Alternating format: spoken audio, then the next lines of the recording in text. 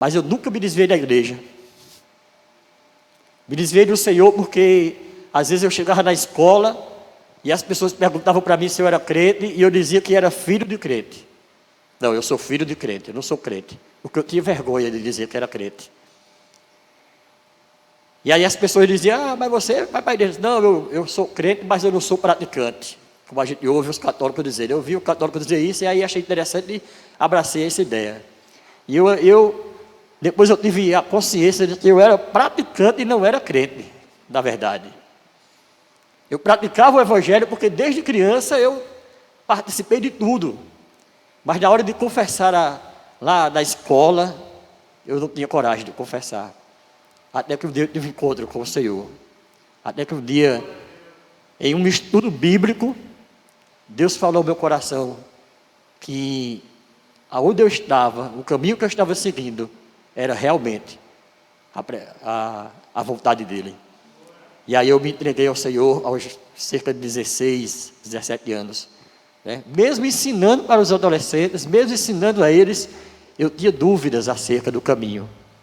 E aí veio a resposta para mim, João 14,6. Eu sou o caminho e a verdade e a vida. E nesse dia, esse texto que eu já conhecia, nesta hora explodiu na minha mente. Abriu como um leque. Sabe o que foi? O Espírito Santo de Deus. Que naquele dia, reservou aquele dia e aquele momento para se revelar para mim. É isso que nós vamos ver nessa noite. O Espírito Santo e o pecador. É o 13º artigo da nossa lição de hoje. Nós vamos ver exatamente isso que eu estou falando. Porque é o Espírito Santo quem nos revela. É o Espírito Santo quem se mostra para nós. É o Espírito Santo quem nos conduz à presença de Deus. É o Espírito Santo quem nos apresenta o Filho. É o Espírito Santo quem nos convence de que estamos errados. Convencer o homem de que o homem está errado não é coisa fácil não, viu? Somente o Espírito Santo para isso. O texto é baseado em João 16, eu já li, né? Quando ele vier, convencerá o mundo do pecado, da justiça e do juízo. Ele quem? O Espírito Santo. Isso Jesus estava falando para os discípulos antes dele ser assunto aos céus, antes dele subir para os céus. E ele estava explicando, como eu já li o texto hoje, né, no início do culto, e ele estava dizendo que ele tinha que ir, ele precisava ir para que o Espírito Santo viesse. E essa palavra foi cumprida. Hoje nós estamos na presença de Deus através do seu Espírito Santo, né? O objetivo dessa lição é identificar a obra específica do Espírito Santo na salvação do pecador e identificar a obra específica do Espírito Santo na salvação do pecador e enfatizar a eternidade dessa obra. Este é o objetivo da lição. Eu gosto de acompanhar o conteúdo da lição e vou pausando e fazendo uma reflexão em cima daquilo que nós vamos estar lendo. Apesar de ser o artigo 13, ele está junto com o artigo 14, né? O texto do artigo 14 da breve exposição é o seguinte: o Espírito Santo, enviado pelo Pai e pelo Filho, usando das palavras de Deus, convence o pecador dos seus pecados e da sua ruína, mostra-lhe a excelência do Salvador, move-o a arrepender-se, a aceitar e a confiar em Jesus Cristo. Assim produz a grande mudança espiritual chamada nascer de Deus. O pecador, nascido de Deus, está desde já perdoado, justificado e salvo. Tem a vida eterna e goza das bênçãos da salvação. Então, amados, nós sabemos que todo homem, ele nasce no pecado. Todos nós nascemos do pecado. A Bíblia diz que todos pecaram e destituídos, afastados, longe estão da glória de Deus. Mas aprove a Deus enviar o seu Filho para morrer em nosso lugar. Então a Trindade, ela se envolve na salvação. A Trindade, ela se mostra, ela está presente na salvação. É o que nós vamos ver agora.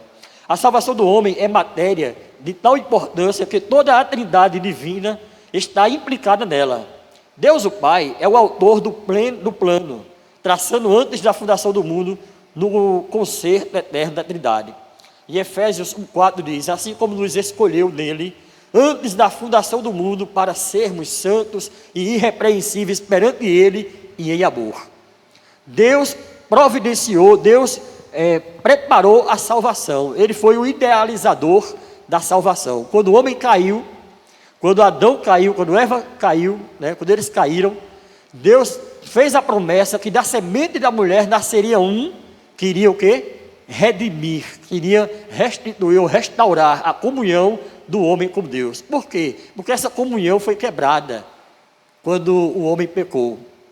Essa comunhão foi quebrada quando a mulher comeu do fruto do conhecimento do bem e do mal. E também deu ao seu marido. E ele também comeu.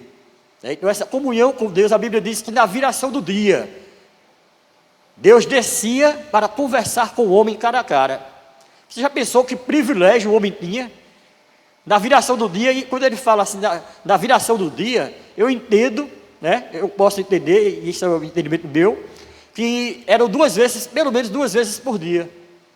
Na viração do dia, quando estava amanhecendo, e na viração, quando estava anoitecendo. Deus se apresentava para Adão, se apresentava para Eva e conversava com eles. Mas a partir do momento que Adão e Eva comeram do fruto, eles perderam o direito da presença de Deus. Mas Deus queria restaurar essa comunhão e Ele fez a promessa. Deus, o Filho, é o executor do plano realizado na cruz do Calvário. Efésios 2, 7 e 8 diz: antes, a si mesmo se esvaziou, assumindo a forma de servo, tornando-se em semelhança de homens e reconhecido em figura humana. A si mesmo se humilhou, tornando-se obediente até a morte e morte de cruz. Quem foi esse? Jesus Cristo. Jesus Cristo, ele participou, ou ele é a pedra principal, vamos dizer, da restauração da comunhão com Deus. Por quê? Porque ele se deu por nós. Ele tomou o nosso lugar.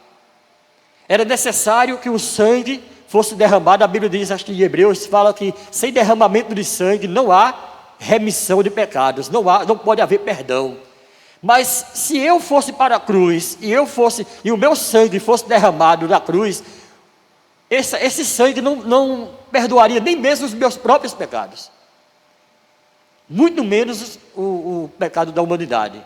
Mas era necessário que uma pessoa sem pecado, era necessário que uma pessoa imaculada, um cordeiro puro, santo, tomasse esse lugar, derramasse o seu sangue em favor da humanidade. E esse cordeiro é Jesus Cristo. Ele tomou o meu lugar. O meu lugar na cruz? Não, o meu lugar da condenação. A Bíblia diz que ele morreu a nossa morte. Que morte? A morte que nos leva para o inferno. Não é a morte física, porque nós continuamos morrendo.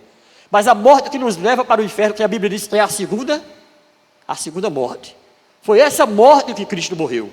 Ele morreu a segunda morte, ele morreu a nossa morte, para quê? Para que nós tivéssemos a vida dele. E a vida de Cristo qual é? Vida eterna. Então ele é o cordeiro substitutivo. Ele veio, morreu em nosso lugar, para que a gente tivesse o direito de estar na presença de Deus. Cristo conquistou para nós o direito de estarmos na presença de Deus. Então, Cristo, ele é o executor do plano que nasceu lá no Éden. Cristo, como Deus, executou o plano. E Deus, o Espírito Santo, é o aplicador do plano no coração dos pecadores, induzindo-os a aceitá-lo e transformando-os pelo novo nascimento, para que realmente se beneficiem dele, E o Espírito Santo faz isso, como nós já lemos hoje, lá em João 16:8, quando ele vier, convencerá o mundo do pecado, da justiça e do juízo. Então, o Espírito Santo agora está agindo entre nós, depois que Cristo subiu para os céus, o Espírito Santo desceu para consolar o povo, não só para consolar, mas também para convencer o homem pecador do pecado. convencer ele da justiça e convencer ele do juízo de Deus. Então essa é a função do Espírito Santo. É mostrar para o homem que o homem é pecador, que carece da glória de Deus, que ele está afastado da glória de Deus, e o Espírito Santo apresenta quem? O Filho. Ele apresenta Cristo. Ele traz Cristo para o pecador. Primeiro ele convence o homem que ele é pecador, que ele, se ele morrer sem Cristo, se ele morrer sem confessar o seu pecado, ele está perdido eternamente. E aí depois que ele convence a pessoa, ele mostra a solução, ele mostra a salvação. Quem é a salvação? Quem é o Salvador? Cristo Jesus. E aí ele convence o homem, e o homem se entrega a Deus através de Jesus Cristo para a remissão dos seus pecados. O Pai justifica o pecador, o Filho salva o pecador, o Espírito Santo convence e guia o pecador, santificando-o, separando-o para Deus, depois de se haver tornado crente. Como o Filho foi enviado pelo Pai, o Espírito foi enviado pelo Filho, dentro do plano eterno do Pai. Se ninguém conhece o Pai, a não ser através do Filho, também ninguém chega a conhecer o Filho, senão através do ministério do Espírito. Então é uma sequência. O Pai apresenta o Filho como Salvador, né? Eu enviarei o meu Filho, porque Deus amou o mundo de tal maneira que fez o quê? Que deu o seu Filho unigênito. Então o Pai apresentou o Filho veio, fez a obra que tinha que fazer, e aí apresenta quem? O Espírito Santo. E o Espírito Santo vai, como já falamos, né? Vai convencer o pecador para que ele possa gozar das bênçãos da salvação. Amém? Primeiro ponto. O Espírito Santo convence o homem. O Espírito tem um ministério especial na intimidade do coração e da consciência do pecador. Seu objetivo é convencer o homem de 3 verdades: do pecado, da justiça e do juízo. Primeiro, o convencimento do pecado. Como é que ele convence do pecado? Do pecado de Jesus, porque não creem em mim. Então o maior pecado do homem, o maior pecado da humanidade é não reconhecer a Cristo, é não crer em Cristo. O homem já nasce pecador, o homem já nasce nos seus delitos e pecados, então ele vive uma vida na prática do pecado desde a sua infância, né? Mesmo que ele venha para a igreja, mesmo que ele aprenda o Evangelho, ele precisa nascer de novo. Foi o que aconteceu comigo. Eu fui criado na igreja, eu fui criado no Evangelho, eu desde criança participava das peças, né? Como eu era criança e o meu cabelo era grande, né? O cabelo batia no ombro, então as tias já me botavam para ser Jesus Cristo, né? Eu fazia o papel de Jesus. E aí eu fazia o papel de Jesus, e aí as cantatas apresentava, mas o meu coração não era de todo do Senhor ainda. Eu estava vivendo dentro do Evangelho, vivendo o Evangelho, mas não estava vivendo o Evangelho. O pecado supremo, o maior pecado, é não crer, não considerar como verdade aquilo que tem sido revelado e mostrado por Deus.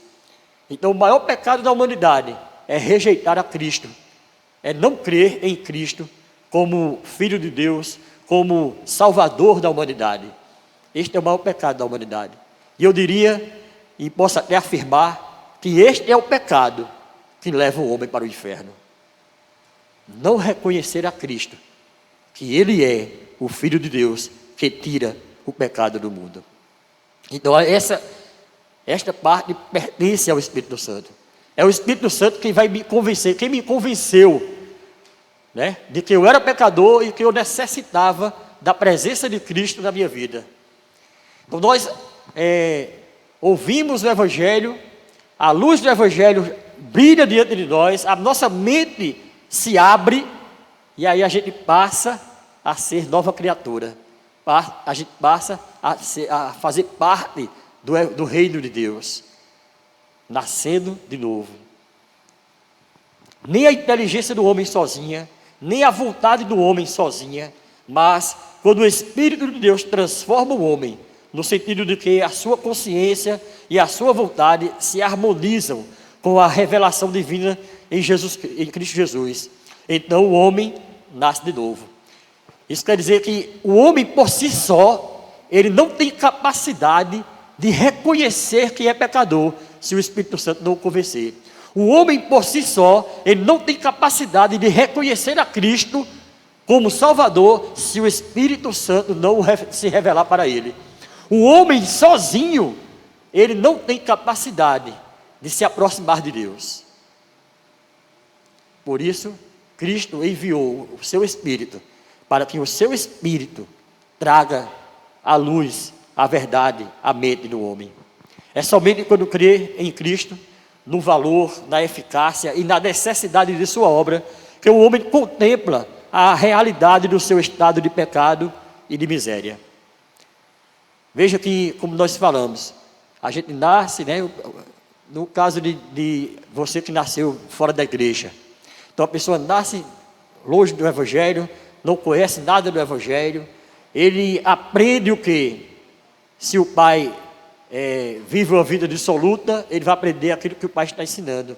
Então ele aprende a viver uma vida longe de Deus, longe do Evangelho, e jamais o homem por si só vai buscar a Deus. O homem busca aquilo que dá prazer à sua vida. O homem busca aquilo que satisfaz o seu ego. O homem busca aquilo que satisfaz a sua carne. E isso não vem de Deus. O que dá prazer para o homem é da carne. Então ele vai buscar mais e mais a carne. Daí a necessidade de o Espírito Santo convencer o homem. Daí a necessidade do Espírito Santo fazer a obra dele. Porque nós, por nós mesmos, jamais nos encontraríamos por Cristo. Por quê? Porque não há vontade em nós. A minha vontade é pecar e continuar pecando. A minha vontade é permanecer no pecado. A minha vontade, digo, a vontade da carne, a vontade humana. Não a minha vontade hoje. A minha vontade hoje pertence ao Senhor. Mas eu falo a minha vontade antes de conhecer a Cristo. A nossa vontade antes de vir para os pés de Jesus. A nossa vontade é permanecer lá, fazendo as coisas. É por isso que as pessoas não entendem. Ah, eu vou perder meu tempo. Ah, eu vou para lá e ficar sem ter o que fazer. As pessoas não têm consciência, elas não sabem o que é isso. Elas não sabem do prazer que nós temos, que é muito maior do que o prazer que eles têm. Elas não sabem da alegria que nós temos, que é muito maior do que a alegria que eles têm. Eles não sabem da felicidade que nós temos, que é muito maior do que a felicidade que eles têm. Porque a alegria do mundo, a felicidade do mundo é passageira. Ela é momentânea. Mas a alegria que Cristo nos dá, ela é perene, ela permanece eternamente.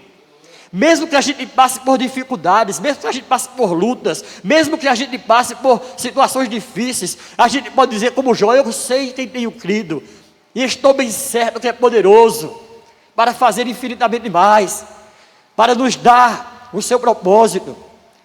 Então, quando nós estamos em Cristo, nós temos a esperança, que mesmo que passemos por dificuldades, a gente sabe que vai passar. A gente sabe que nós temos um Consolador conosco. A gente sabe que nós temos um Deus que está nos guardando, que está nos ajudando. Então, a nossa tristeza, ela é momentânea.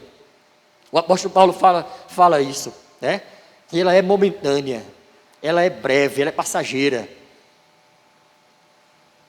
Mas a felicidade dada por Deus, ela é eterna. E o mundo não conhece essa felicidade. Eu estava certa vez em um local e alguém falou assim: ele é crente. E a pessoa lá estava, acho que era numa confraternização.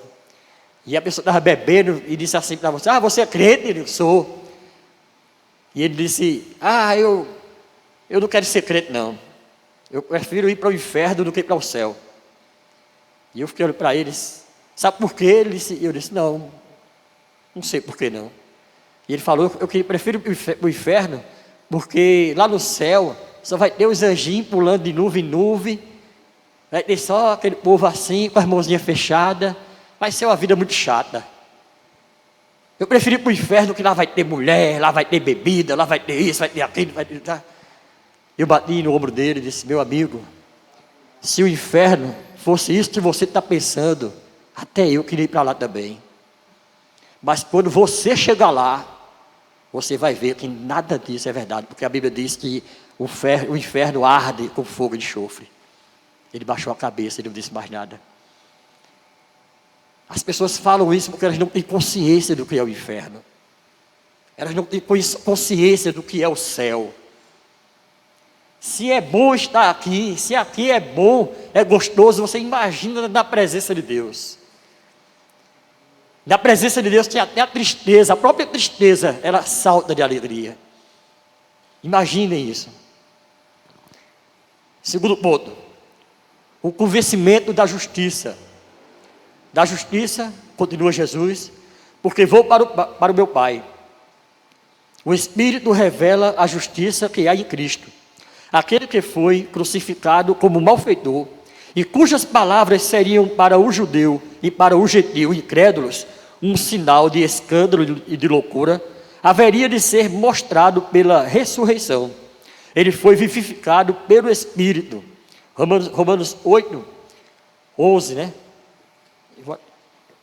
Romanos 8, 11.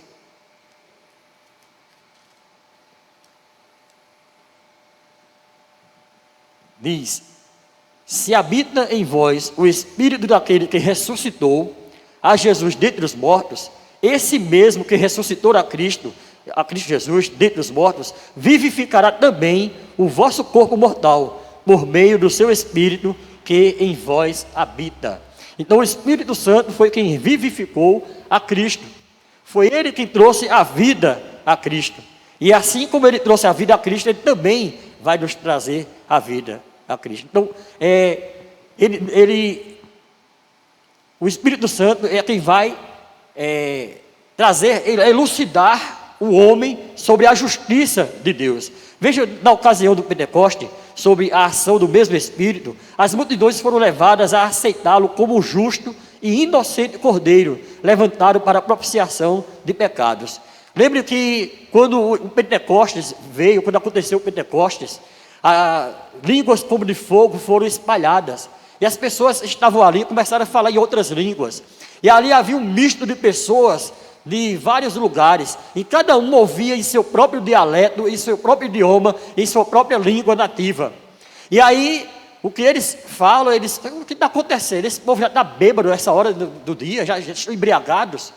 E aquele homem que negou a Cristo, que estava com vergonha, que tinha medo de se apresentar, ele agora, cheio do Espírito Santo, ele justifica a Cristo, ele mostra a justiça de Deus, e ele diz diante daquele povo, a Cristo Jesus, aquele que vocês mataram. E veja como ele agora tem ousadia, ele não só defende a Cristo, como ele acusa aqueles que mataram a Cristo. E aí ele fala: olha, o que está acontecendo aqui não é embriaguez, não é o que vocês estão pensando. O que está acontecendo aqui foi profetizado pelo profeta Joel, né? Que nos últimos dias Deus derramaria do seu Espírito sobre a terra. E Pedro começa a pregar o Evangelho ali, pela unção do Espírito Santo. E o Espírito Santo coloca as palavras certas na boca de Deus, da boca de Pedro. E quando Pedro começa a falar, o Espírito Santo vai convencendo as pessoas através daquela palavra. E aí o convencimento é tão forte que eles param e eles começam a perguntar: e agora? O que é que vai ser de nós? O que vai acontecer com a gente? E aí Pedro fala: convertam-se cada um dos nossos pecados, reconheçam a Cristo como Salvador e sejam batizados em seu nome.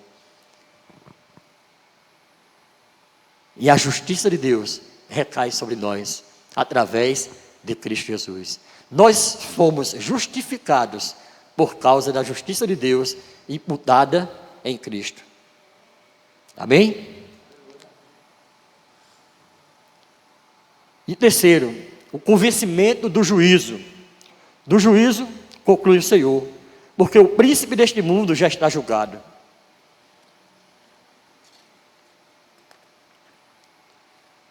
João 16, 11. Vamos abrir aqui.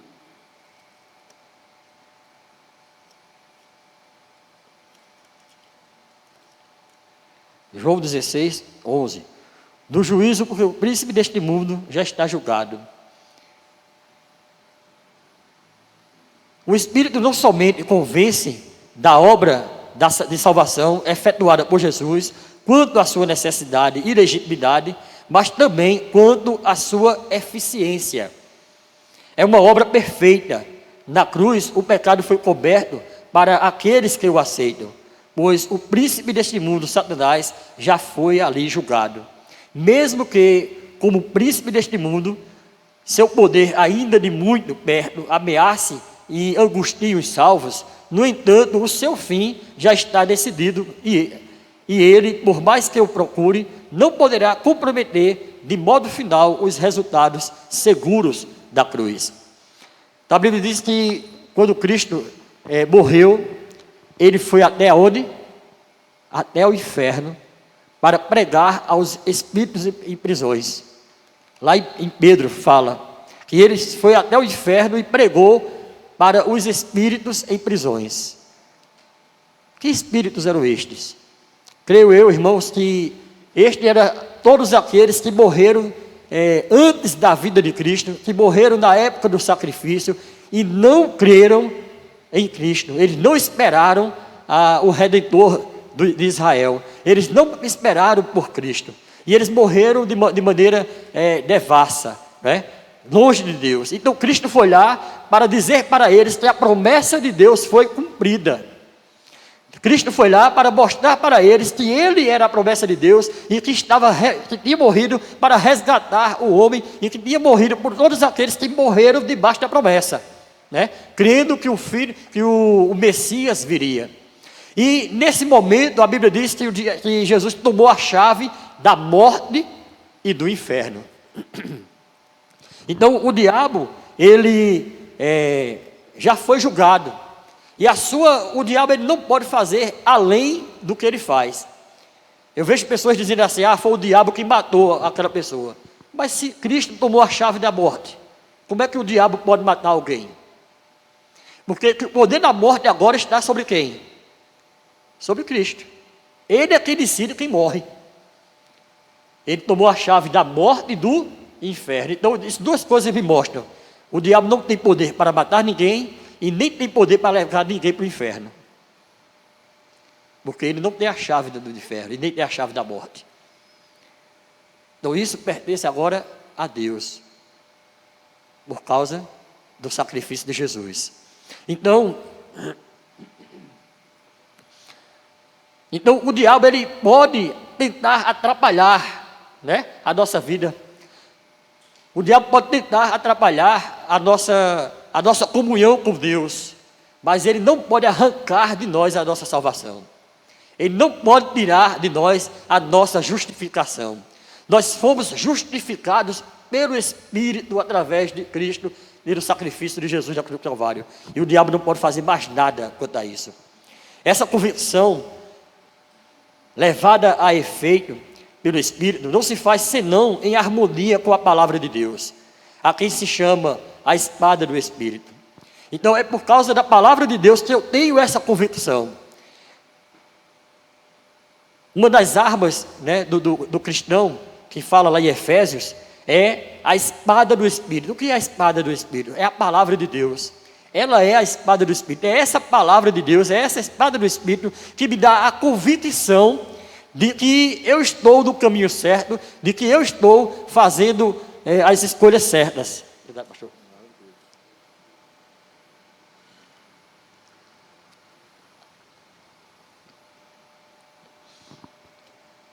Não é a consciência do homem que o convence, mas o Espírito, quando declara a esta consciência a mensagem de Deus a seu respeito. Ninguém descobre a verdade por si mesmo, mas aprende do Espírito pela palavra.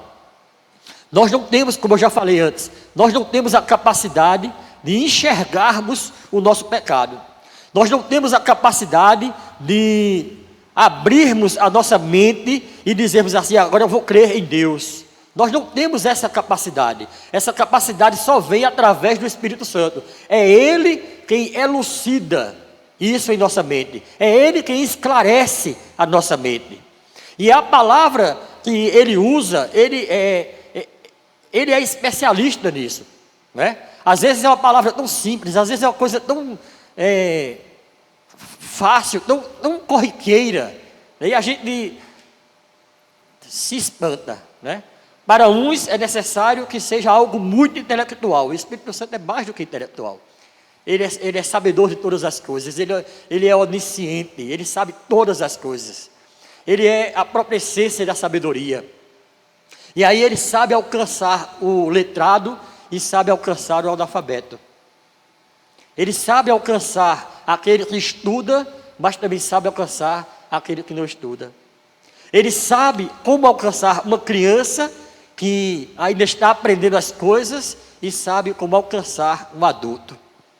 Ele é estrategista, ele sabe como usar as palavras. Eu lembro de uma pessoa que ouviu tanto o Evangelho, ouviu tantas vezes o Evangelho, mensagens de pastores que a gente olhava assim, rapaz, eu vou me converter de novo. E o cara estava ali, ouvia a palavra e um dia ele vinha viajando, não sei se ainda tem, mas da estrada de João Pessoa para cá, tinha uma pedra bem grande, que tinha o nome assim, Jesus salva, ou Cristo salva. Não sei se vocês viram essa não apagaram, né? Eu passava e eu via. E essa pessoa passou lá e ela viu essa mensagem ali, Cristo salva. E nessa hora, ele abriu seu coração para Cristo. Porque é o Espírito Santo que sabe qual palavra usar para cada um, né? Como eu mesmo falei no início, eu nasci e fui criado no Evangelho, ouvi muitas palavras aqui, muitas mensagens, mas eu tinha uma dúvida no meu coração, existia uma pergunta dentro de mim, e eu perguntava, tem tanta religião que fala de Jesus, tem tanta religião que prega Jesus, como é que eu sei que essa daqui é a religião certa? Como é que eu posso saber? E eu já conhecia esses textos, mas um dia, estudando a Bíblia com os adolescentes, o texto brilhou na minha frente. Eu sou o caminho e a verdade e a vida. E naquele momento, Cristo se revelou para mim, através da elucidação do Espírito Santo. Então o Espírito Santo, ele sabe como usar, ele sabe como atrair você a Cristo. Ele tem a estratégia certa. O Espírito Santo regenera o pecador. Foi a grande lição que Nicodemos aprendeu. João 3, de 1 a 8. Ele era mestre em Israel, acostumado ao cerimonialismo da lei, que dizia, faze isso e viverás. Agora teria de aprender que não é de cerimonialismo que Deus está tratando, mas de vidas tão radicalmente transformadas, que são realmente novas. Então, na época da lei, existia todo o cerimonial, existia todo aquele ritual para que as pessoas recebessem o perdão de Deus. Existia o sacrifício, né? Para cada pecado existia um animal para ser imolado e o seu sangue ser derramado sobre o altar para o perdão daquela pessoa. Existia a pomba, existia o bode, né? Existia o bezerro. Existia o sacerdote dizia qual era o animal que o homem iria sacrificar para ter o seu perdão. Mas para o perdão, para a salvação, que era feita uma vez por ano, era o cordeiro. Na Páscoa, quando se tinha a festa da Páscoa, se imolava o cordeiro, derramava o sangue do cordeiro sobre o altar e queimava a carne do cordeiro, que fazia aquela oferenda, e Deus derramava o perdão sobre o povo, né? Por isso que Cristo é o Cordeiro de Deus, que tira o pecado do mundo, de uma vez para sempre. E o que Nicodemos tinha aprendido era esse cerimonialismo. Ele aprendeu que tinha que fazer esse ritual sempre, mas Cristo estava apresentando para ele agora uma nova versão. Cristo estava apresentando para ele agora uma nova aliança, né? Não era mais necessário se sacrificar o cordeiro. Por quê? Porque o cordeiro pascual estava ali, dando a sua própria vida para a salvação da humanidade. E aí ele fala para Nicodemos que necessário era nascer de novo. E Nicodemos não entende isso. Como é que eu posso voltar novamente para o ventre da minha mãe, para nascer de novo? Como é isso? E aí Cristo explica para ele, quem nascer da carne é carne, quem nascer do Espírito é Espírito. Para que ele pudesse entender. E o Espírito Santo é quem vai elucidando isso em nossa mente. Aos que desejam alcançar o reino de Deus, lhes é exigido um novo nascimento. E esse novo nascimento vem de cima, de Deus, pelo Espírito de Deus, não do sangue, nem da carne, nem da vontade do homem, mas da vontade de Deus. É da vontade de Deus que nós nascemos de novo. Quem nasce do Espírito é Espírito. Veja-se como o Espírito opera. O pecador é convencido, é levado a aceitar Cristo e é transformado. Convicção só não salva se não levar à aceitação de Jesus. A convicção, ela só não salva o homem se essa convicção não estiver baseada em Cristo. Então a minha convicção precisa ser em cima de Cristo, do sacrifício de Cristo, do que Ele fez, da vida que Ele deu. Aceitá-lo apenas no sentido de reconhecer a verdade que há nele, ainda não salva, mas sim quando ela, a verdade, se evidencia na transformação operada pelo Espírito, nem em nos tornar filhos de Deus. Né? O que Paulo fala, né? Deixando as coisas que para trás ficam, prosseguimos para o alto, para o alvo, o autor, consumador da nossa fé. Ou seja, quando nós nos arrependemos, quando nós nos convertemos dos nossos pecados, nós abandonamos a vida de pecado e nós passamos pelo Espírito Santo a buscar a presença de Deus. E isso não vem apenas de nós, não é da nossa própria vontade, é o Espírito Santo que passa a habitar em nós, que nos leva à oração, que nos leva à leitura bíblica. É Ele quem passa a habitar a gente e começa a conduzir os nossos passos. Será que isso acontece só comigo ou com vocês também? Porque às vezes eu estou num canto e vou fazer algo errado e aquela vozinha diz assim: epa, não vai por aí não. É só comigo que acontece isso? Tenho certeza que não. Mas isso acontece com todos aqueles que são lavados e remidos pelo Cordeiro de Deus. Por todos aqueles que entregaram a sua vida a Cristo. Eu morro dizendo, eu não consigo aceitar que uma pessoa crente, salva na pessoa de Jesus Cristo, ela sai de casa na intenção de ir para um motel e desde a hora que ela sai de casa até chegar lá, que o Espírito Santo não tenha em momento algum falado para ela que ela está no caminho errado. Eu tenho certeza que o tempo todo o Espírito Santo está dizendo para ela: não vá, não vá, você está errado, não faça isso, não faça. Mas aí tem o livre-arbítrio. Aí opera na carne, no homem, o livre-arbítrio. E há momentos que a gente diz assim: eu sei que eu estou errado, mas eu quero fazer. Já aconteceu isso com você? Comigo já. Comigo já aconteceu. Crente, já salvo, já. Eu sei, mas eu quero. É o livre-arbítrio. Aí depois que faz, se arrepende. Vem o choro, vem a angústia, vem a tristeza. E aí vem a confissão: Senhor, me perdoe. O Senhor me falou, o Teu Espírito me falou, o Teu Espírito me mostrou, mas eu fui desobediente. Eu enfrentei. E Cristo nos perdoa. Nós somos levados ao pecado todo dia. Todos os dias. E a Bíblia diz assim: não só todos os dias, mas o dia todo. O dia todo, desde no momento em que amanhecemos o dia, o pecado já começa a se mostrar para a gente. Por isso a necessidade de buscarmos em primeiro lugar o reino de Deus e a sua justiça. Então o Espírito Santo é quem nos conduz à santificação. É o Espírito Santo. Quando você ouviu a voz assim: vá ler a Bíblia, você não pensa assim duas vezes, não. Eu vou agora. Me acordei de madrugada por vontade de orar por alguém que está lá da África. Ore, porque é o Espírito Santo que está levantando você para orar. Você não sabe o que é, mas Deus sabe. Então nós somos conduzidos pelo Espírito Santo. O Espírito Santo nos conduz à presença de Deus. O nosso primeiro passo é confissão, é receber a Cristo como Senhor e Salvador de nossas vidas. Mas não é o suficiente. Aí o Espírito Santo nos conduz à santificação, a uma caminhada cristã, a uma caminhada de busca à presença de Deus, a uma caminhada de abandono do pecado. Escolha Deus. Escolha Deus. Quando você ouvir a voz do Espírito Santo dizer, não vá por esse caminho, não vá. Quando você ouvir a voz do Espírito Santo dizer, não faça isso, não faça. Quando você ouvir a voz do Espírito Santo dizer para você, você está errado, diga assim, sim, Senhor, eu vou parar agora. Dê ouvidos ao Espírito Santo. Seja sensível à voz do Espírito Santo.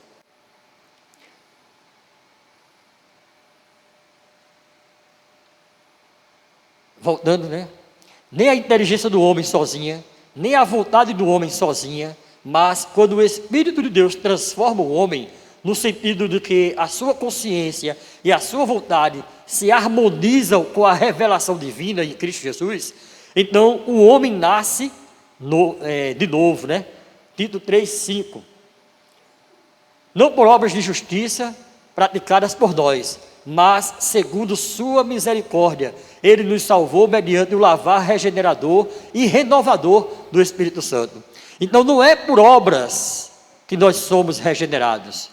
Não é porque eu sou bonzinho, não é porque eu dou esmolas, não é porque eu ajudo o próximo, não é, tudo isso é necessário, tudo isso eu devo fazer, né? Porque a Bíblia diz que a fé sem obra é morta, e as obras sem fé é nula. Se eu tenho as obras e não tenho fé, essas obras não servem de nada. E se eu tenho a fé e não tenho as obras, a fé é morta. Então, a fé e as obras, elas caminham juntas. A fé e as obras. Paulo nos dá uma aula sobre isso, né? Nesse sentido, Billy Graham comenta sobre a regeneração. O processo do novo nascimento, do ponto de vista divino, não é complicado. O Espírito de Deus, tomando a palavra de Deus, faz um filho de Deus.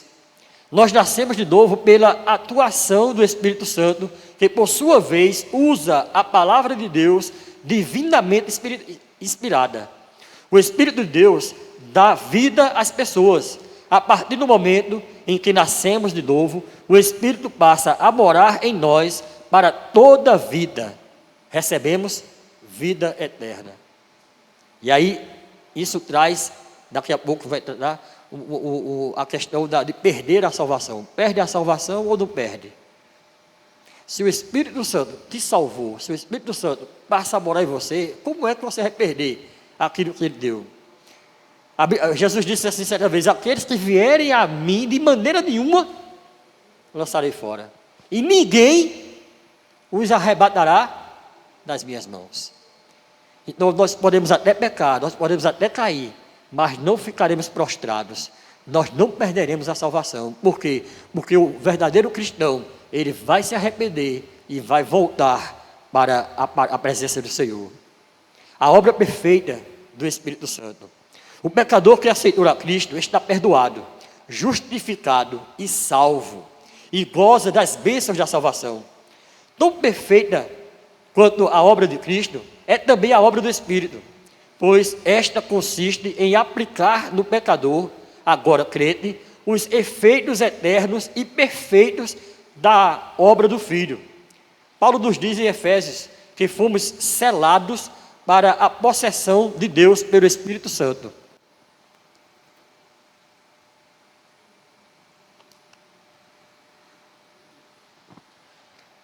Efésios 1:13. E quando Jesus, no Evangelho de João, considerou o ministério do Espírito nas pessoas a quem ele induziu a salvação, afirmou que habitaria nelas e estaria nelas para sempre. Através de quem? Do Espírito Santo. Eu vou para o Pai, mas eu indo, o Consolador virá. E Ele habitará em você, e Ele vos ensinará todas as coisas. E Ele vai falar, porque Ele não vai falar dele mesmo, mas Ele vai falar daquilo que eu colocar na sua boca. Assim, o Espírito, instrumento de Deus para preparar o homem à aceitação do seu Filho, é usado como garantia dos efeitos dessa salvação, segundo a promessa. As bênçãos da salvação não podem ser perdidas por aqueles a quem o Espírito um dia foi dado, tendo sido regenerado por ele. Então, as bênçãos da salvação, você não são perdidas, não podem ser perdidas. Então, se você é novo, nascido de novo, se você é crente em Jesus, se você é verdadeiramente salvo, você não vai perder a sua salvação. Se perder, você não tinha, na verdade.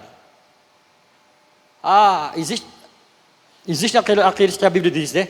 Muitos chegarão diante do Pai e dirão: Senhor, Senhor, em teu nome eu fiz isso, fiz aquilo outro. E Deus vai dizer para eles: apartai-vos de mim, malditos, para o fogo eterno, porque eu nunca vos conheci. Então isso são pessoas que vêm para a igreja, elas gostam do ambiente, elas gostam da presença, elas gostam do louvor, elas gostam de ouvir a palavra, mas a sua vida lá fora continua do mesmo jeito. Então são pessoas que vêm para casa, são atraídas pelo bom ambiente do Evangelho, participam do Evangelho, até pregam muitas vezes, né? Até louvam, mas lá fora a vida dela é de vida de pessoas que nunca conheceram a Cristo. E aí essa pessoa diz assim: não, aqui fora é outra coisa. Eu sou crente lá da igreja, aqui é a minha vida particular, ninguém tem nada a ver com isso. Isso não é salvação. Acho que era Telelmar que falava, fulano entrou no Evangelho, mas o Evangelho não entrou em fulano, né? É quando as pessoas entram no Evangelho, participam do Evangelho e continuam com a vida do mesmo jeito.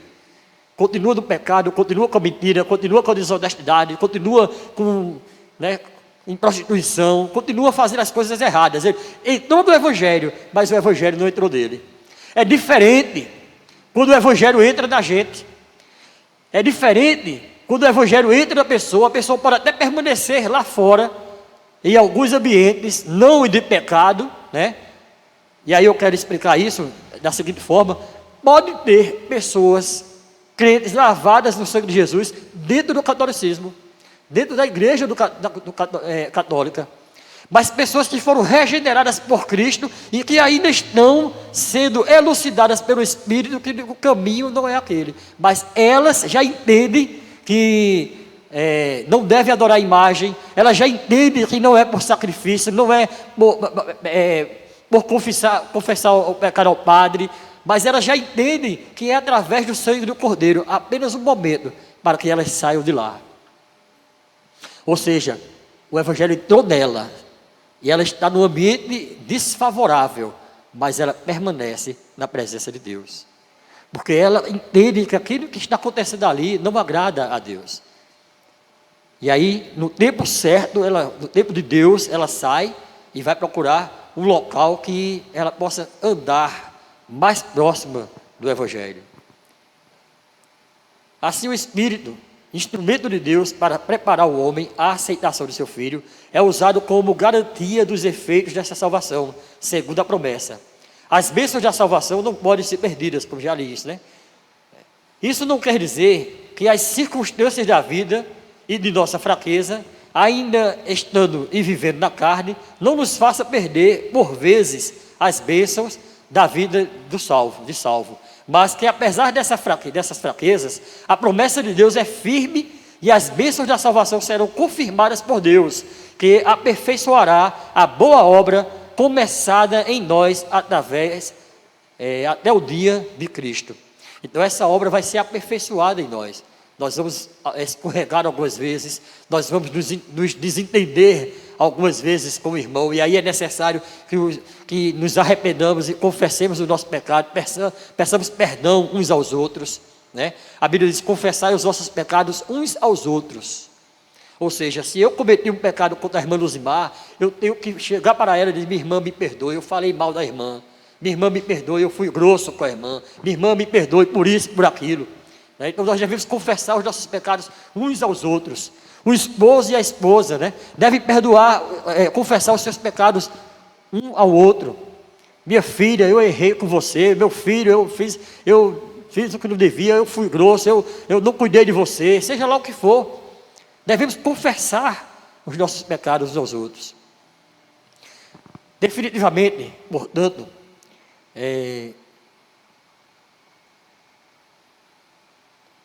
então vamos dizer aqui três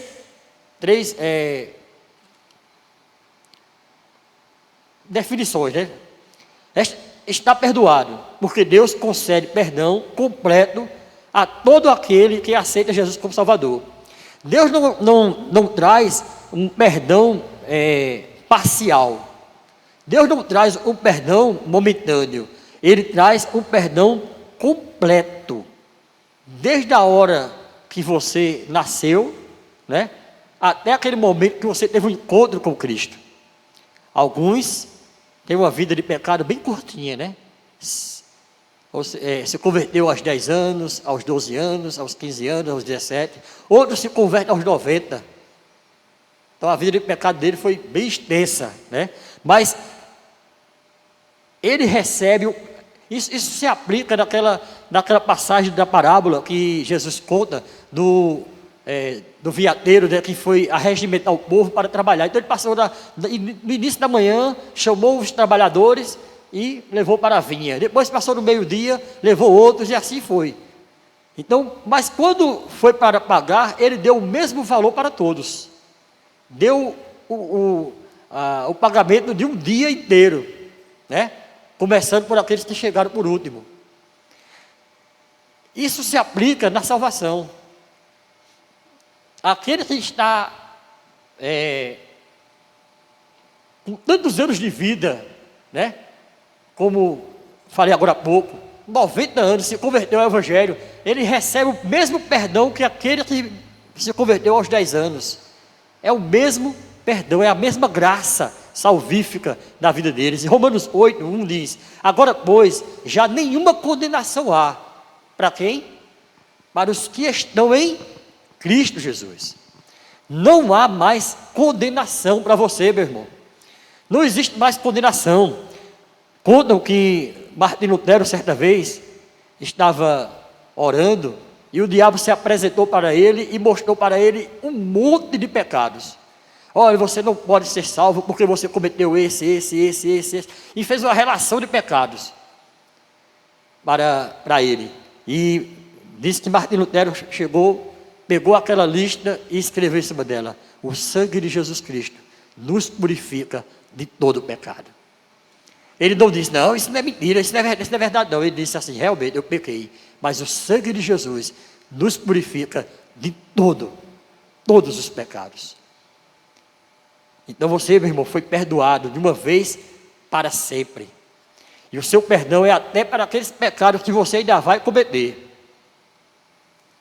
né? Porque você, sendo salvo e lavado no sangue de Jesus, você vai cometer o pecado, mas você vai confessar, você vai se arrepender. E o perdão já está pronto, preparado para isso. Segundo, está justificado. Isto é, foi declarado justo diante de Deus, devido à obra vicária de Jesus Cristo. Então, por nós mesmos não poderíamos sermos justificados dos nossos pecados, mas nós somos justificados através de Jesus Cristo. A Bíblia diz: justificados, pois, mediante a fé, temos paz com Deus por meio de nosso Senhor Jesus Cristo, por intermédio de quem obtivemos igualmente acesso pela fé, e esta graça na qual estamos firmes e gloriamo-nos na esperança da glória de Deus. Cristo trouxe a justificação para as nossas vidas. Nós fomos justificados pela justiça ou pela justificação de Cristo na cruz do Calvário. A Bíblia diz que Cristo pegou a cédula de dívida que era contra nós. Todos nós temos um escrito de dívida contra nossas vidas, né? Que escrito de dívida é esse? Os nossos pecados. Todos os pecados que nós cometemos estão ali relacionados. Aquele que Satanás mostrou ali na história para Martinho Lutero. Todos nós temos esse escrito de dívida. Mas a Bíblia também diz que Cristo pegou esse escrito de dívida e fez o quê? Cravou na cruz. Ele rasgou a cédula e cravou na cruz. A cédula que era contra nós, a cédula que nos condenava, a cédula que mostrava, que revelava o nosso pecado. Agora nós temos que mostrar para Satanás, sim, nós pecamos, mas Cristo nos regenerou e nos justificou de todos os nossos pecados. Somos justificados em Cristo Jesus. E terceiro, ele goza das bênçãos da salvação, que são muitas, algumas das quais estão mencionadas em Romanos 8, 16 a 17. Vamos ler? Romanos capítulo 8.